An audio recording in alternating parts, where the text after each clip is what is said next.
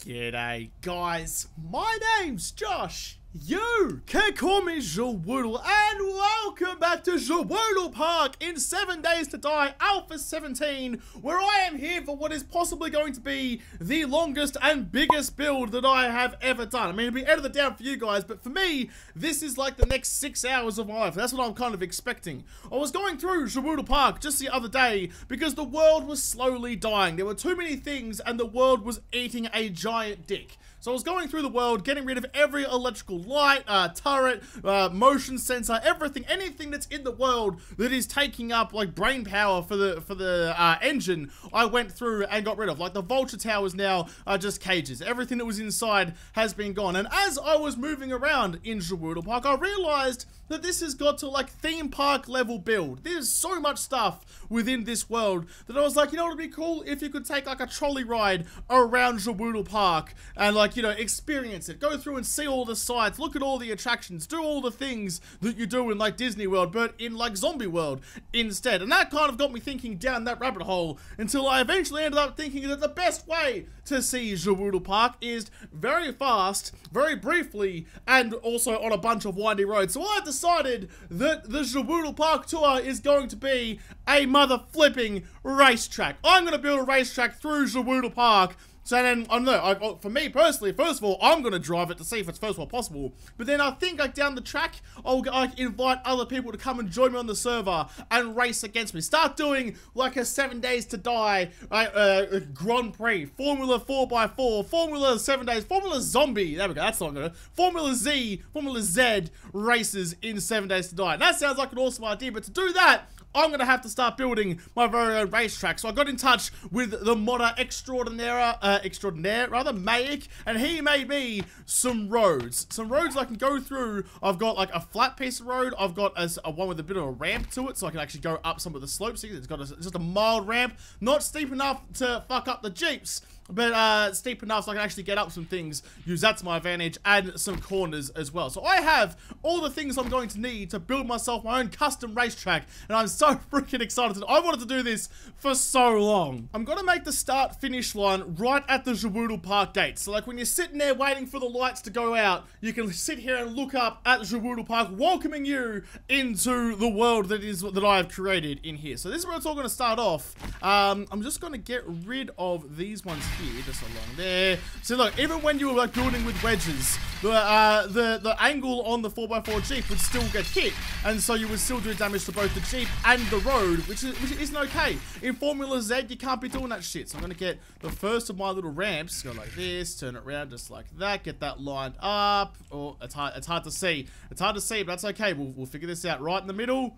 There is no middle. Okay, we're gonna have to choose a spot. Boom, there, that'll do. Look at that. Damn it, I put it one block too back. You can kind of see what I'm going for here. I'm going to put 2 of those because it takes like 10 blocks to go up one. Put 2 of those, and so you're going to come nice and easily up to the gates and go through and start your race. Look at that. That is perfect. There's a little bit of a bee's dick of a gap just here, but that's because of how the plates actually fit together. Not really anything to do with the road. Doesn't actually affect the Jeep whatsoever. You go up that nice and smooth. So you come up here, you enter through the big gates. Doesn't quite match, but that's fine. Come through here, I'm going to continue straight down that way. So I reckon right about here is the place to start the road. Wait, let's before I do that, let's make sure I can actually fit the road down here. It'd be really awkward if I'm trying to place the road and it's getting in the way of all the buildings. Right, okay, it does kind of sit on top of things. That's okay. There's like a shrub there giving me some grief. But like if I put it right about here, I mean, that's gonna break. That's fine. All the way down, I should be pretty okay. There's a bit of an angle coming through onto the next kind of part of the straight because I had to avoid the big ditch outside my garage down here. But like that's come together pretty nicely. A little bit of a chicane coming through the gates is fine. You've got a little bit of like overtaking room out here, and you can move all the way down to here. Right. When you get to here, this is when it starts getting interesting. Because I'm going to put another chicane in to kind of go around here underneath this and then turn left this way to come back out here. So that I need there we go, turn like this, just like that. Get that to match up nice and easy, please. I can't tell, that looks close enough. Is that even close? It's not even close. Damn it, I need to clear the ground underneath it before I continue to do construction. You know what? I actually quite like having the road so close to the garage. I mean, it means that the garage is unusable. I mean, you could use it, just like drop off onto the track here. But like, it's kind of like in Monaco, you know, like they close down the city so that you can have a race. So the racetrack stays here, but when you're racing, you put the doors up, you put a fence up here, and then no one can come out, and the race cars can do their thing. But look how good that has turned out.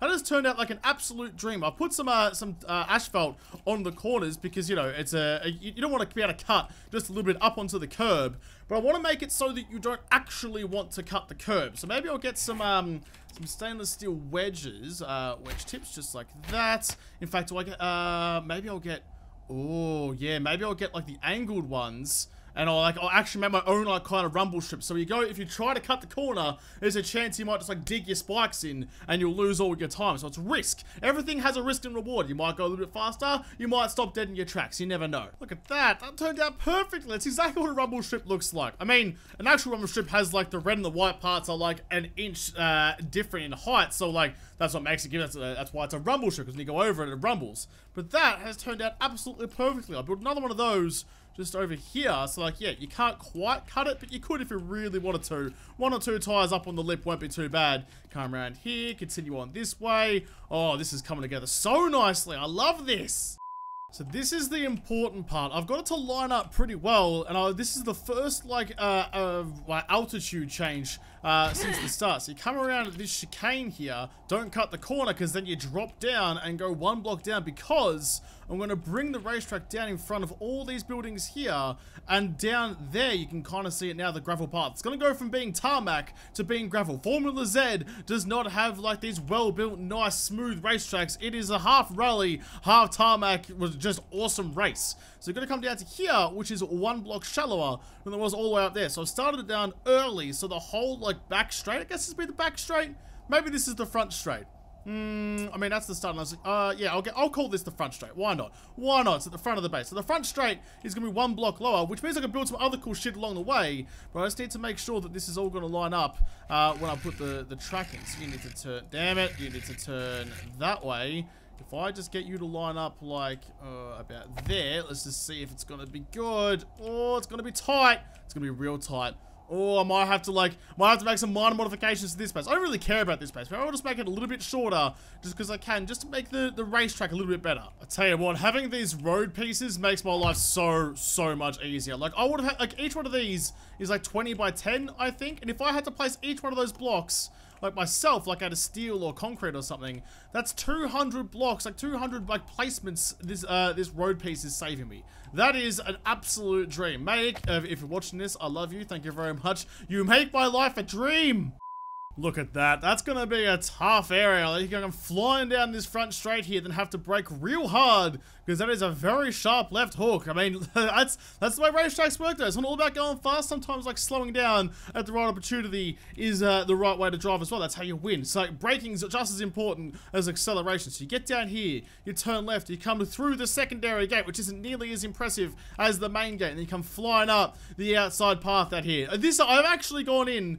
I planned this circuit before I started building. I have like a little, like a picture on my desktop where like I drew lines of where I wanted the circuit to be. So we're going to come up to here. We're going to do a bit of a crossover here. I've got a plan for that. And then up here, up the main road. And then we're going to do a little circuit through the town. Because why not? There's no use just having a circuit through JaWoodle Park itself. You got to explore the surroundings too. But this crossover is the next exciting part. I've been going for an hour and a half. I extended some of the bitumen out here, so you got a little bit more time when you come through the gate to like actually, you know, line up with the circuit and make your way through here. But this is coming together so nicely. I'm having a great time. I'm just building shit. I should just not do anything else in 7 Days to Die ever again and just make circuits for 4x4 racing. So the plan is for this crossover from right about maybe here. Let's go from the wall. From about the wall, we'll go straight across like this. There we go. From the wall, coming down, I'm going to go down and underneath the road over here, then come up and out on the other side. So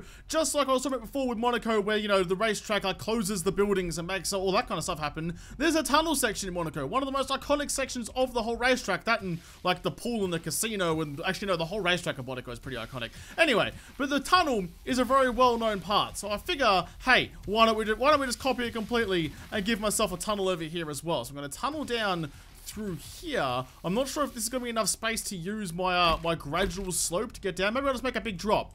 No, that's less fun. I'll make the slope down. Slope down, slope up. Go underneath, put some railings up here to make it a nice bridge. Oh man, this is all coming together. I mean, this is half the circuit really done here. It's taken me a while, but I am loving it. Oh my god, this is taking forever. I mean, even with the super digger, this is taking forever. And I'm just working on like the entranceway and the outranceway? The outward way? Is outrance a word? I don't think it's a word. Anyway, I'm working on the entranceway and the outranceway. It's just taking for freaking ever. Because it's on an angle, I can't use like the blue blocks trick and like, you know, just do it all at once. I have to like do it the old school way, but I don't have an auger. Maybe I do this with an auger. That would suck so much. I've got to like make sure that I take away all the support and let the ground just kind of fall in on itself. But it's just taking forever. I don't want to do it anymore. Look at that. Look at that for a tunnel. That's, I mean, it's a whole thing. I can't get it to, like, match up any better up at the top here because I can't put an extra... Oh, maybe I can. Oh, I totally can. Oh, but now, see, like, that's the problem. That's the problem I have. It's just, it goes up too far now. I don't know. I'm going to have to get rid of that one. Okay, it's just going to have to be a little bit of a dirt track there. That's okay. That's why that's a 4x4 Jeep. It's an off-roader. So you come all the way down here, underneath the start-stop line. This is where the cars line up to start the race. Up and out the other side. It's going to be good. It's going to be really good. But I'm not going to have that much room to get out on the other side here. So I'm going to have to come up with another solution. Plus, that took me like an hour just by itself just to do that. And I cannot be asked doing that again. So I'm going to have to find some way better to do it on the other side. Now that I've kind of done all the major stuff for this JaWoodle Park section of the racetrack, this is going to be like 3 episodes, by the way. So like today, tomorrow, and the day after is all just going to be building JaWoodle Race Park. JaWoodle Race Park? I'm going to come with a better name for JaWoodle Racetrack. If you have a good idea, by the way, absolutely put it in the comments down below. Name my track for me, because I have no idea. But now that I've done all of that, the last thing I want to do in this episode is actually make like the start-stop lines, because it's not a racetrack until you've got them going on, and I want it to be as flat as possible. So a nice little trick I learned way back when is if you get the metal, like the metal sign I, and you go, is it on face? On face, I think it is. Nope, maybe it's just like this. Somewhere, if you get it to go nice and flat along the ground, somewhere, if it wasn't, like, there we go, okay. As long as it's not, like, stuck inside the dirt, you can usually use it pretty well, like that. So if I go, like, where's the start gonna be? Let's go right about there and there. We've got to kind of like, you know, like bring the terrain down just a little bit. The meshing doesn't really quite work very well. But if that's where the starting line is, like for the number 1, I'll put the Jeep just like there. There we go. Then that means the other one just needs to be across from that at the back wheels, right about there and there. And then, yes, this is lovely, lovely, dovely. I went back and flattened all the ground so it doesn't look so ridiculous anymore. You can actually see the lines on the ground. Okay, there we go. That is where first pole 1 sits. There we go, right there. It's about as wide as the 2 eyes. That's perfect. I'm going to need another 4x4. Give me a bunch of those. Yep, there we go. Okay, now to the back wheels, right about, yeah, just about there. That should do. Get the next one. Put that, excuse me. Can you, there we go, yeah, put you like there. There we go, not quite lined up perfectly. There should be enough spots for 4 Jeeps, I think. You, and we'll get the last one down. I'm only using these Jeeps as like placeholders so I know how deep to make it. Okay, and the last one can go there and there, but I've got no tarmac left to actually put him down, but that works out just fine. So, now that I have the start-stop line and like, you know, the pole position, not the pole positions, the starting positions, I reckon now that I've built half the track, it's time to give it a test run. So let's quickly jump into my truck and 3, 2, 1, go! Alright, let's make sure that all the roads work as they're designed. Oh, a bit of lag. Oh, okay, chicane, brake, bro. Oh, shit, yep, okay. Turns out dropping frames right there was not good for me taking that corner properly. Oh, yep, easy. It's gonna take some serious practice to figure out how to drive this properly. Don't hit the wall. Oh boy, okay. So, I mean, that's the thing. This is taking me like so many hours to build this, and it's taken me 30 seconds to get around, but it has worked an absolute freaking charm. That was great. Oh, I'm so excited. I'm so excited to build. Oh my god, you're a bit on the tits. I'm sorry. Sorry, take that. I'm so excited to finish this off. This is going to be so good. Paint the markers white so they stand out a little bit better, and we're just about done. This is so good. I'm pumped. I've been waiting to build like this racetrack idea for so goddamn long. It wasn't until May actually gave me all the parts to make it, all the racetrack parts, because you can't take Jeeps up wedges. There's just not enough. Well, I was just using this to, if you're wondering what that was, I was using that to get the rotation right so I could place them down, because they don't get angles naturally. Had to copy the rotation from something else. But that has worked out absolutely perfectly, so I'll have to build the second half of this racetrack in the next episode, because this episode is done. So thank you guys for watching. Most of all, thank you to all the patrons on Patreon who made this episode possible. If you like it, smash the like button down below and subscribe to this channel. Follow me on Twitter if I don't talk to you there first. I'll see you in the next episode. Have a good one.